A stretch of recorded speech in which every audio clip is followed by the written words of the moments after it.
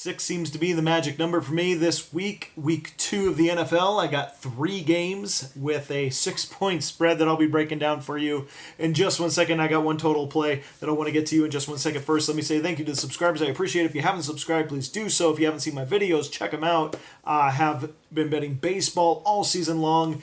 We are down the home stretch trying to pocket $5,000 of profit with $100 bets. We're on the home stretch and we're getting there. Hope to do so here in the next few weeks. But check those out. You can also check out my college football picks. Let me recap last week real quick. Made 3 plays. Had the Texans missing by 1 point. Lost that one. Colts also blowing a lead, giving up 17 unanswered points in the fourth quarter to the Bengals. Lose that one. And then I had the Rams big on Monday Night Football. Won that one quite easily. So it ends up being a 1-2 weekend. Kind of a disappointing 1-2 weekend, a frustrating 1-2 weekend.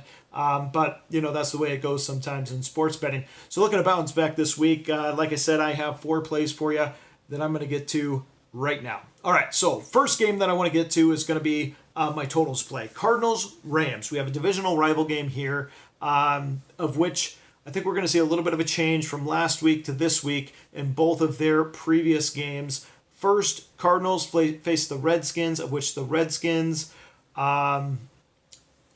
dominated the ball by running it. I think you're going to see the same thing with the Rams running the football. They did not get a chance to do that against the Raiders because the Raiders controlled the clock for the first half. They got to do it in the second half, and you saw what happened. 24-0 shutout.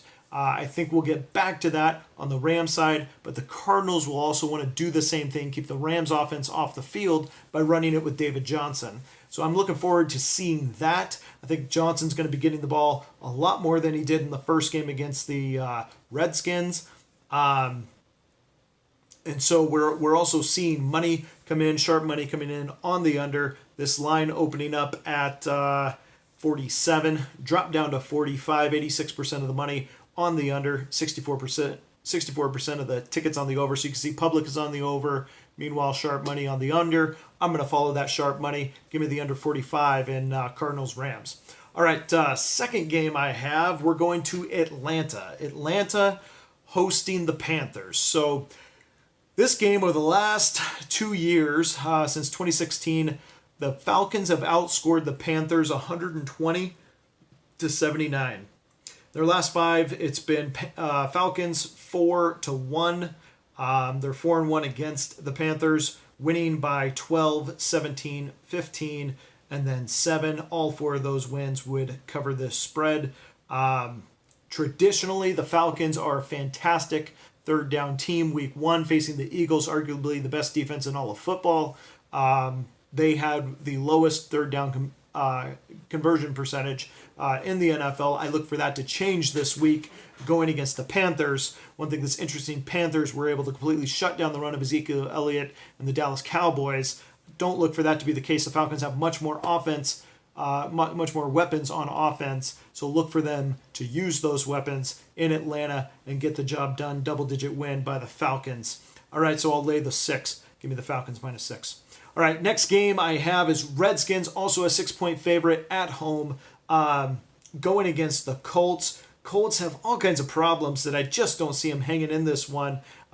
Redskins were very impressive playing down in Arizona. Their defense holding the Cardinals to only 36 yards total of offense in the first half. The Colts have a couple problems that are going to get exploited here. One, Andrew Luck never threw a ball over 15 yards down the field. That's going to get exploited by the corners of the Redskins defense, and look for him to tee off on what running game the Colts don't have. They put Jordan Wilkins at running back. Is that who's going to be starting week 2? Jordan Wilkins, well, good luck with that. So Colts also, they lead the NFL in since 2017 in sacks given up. I don't see this being much different. I think the Colts are really going to struggle in Washington. I'll take the Redskins -6. All right, last game I have for you is going to be on the underdog side at a +6, and we're going with the Oakland Raiders. So I'm playing that Gruden can get his Raiders back up like he did against the Rams. If he can get them back up and hyped up like he did against the Rams and control those penalties, he's going to have an easy cover here in Denver. Denver was not that impressive against Seattle. What they were impressive on was sacking Russell Wilson, which was the name of their game all year last year. So it's no surprise Von Miller got in there. 6 sacks given up by the Seahawks.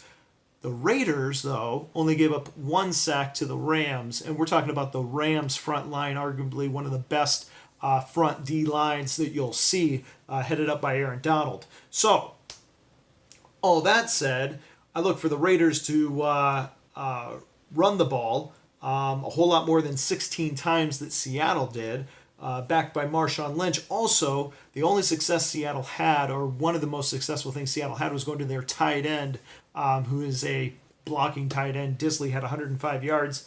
And meanwhile, Cook was thrown to 9 completions to Cook, leading receiver for the Raiders in week 1. Look for the Raiders to go back to Cook here in week 2 as well. He should have a big game against the Broncos. Broncos were lucky to get away with a win. What they do have going for them is Case Keenum spreads the ball around to all of his receivers and running backs, and that's good. However, I think the Raiders are going to be within a field goal here. Either way this game goes, I don't need to know because I got 6 points with the Raiders. So give me Raiders plus 6, and we'll let that one play itself out. So I got Raiders plus 6, Redskins minus 6, Falcons minus 6, Cardinals, Rams under 45. There's my 4 picks. Any other plays I may have, I'll throw them down in the comments. If you have any comments on my picks, feel free to throw them down there as well. Good luck, everyone, week 2, and I'll see you again soon.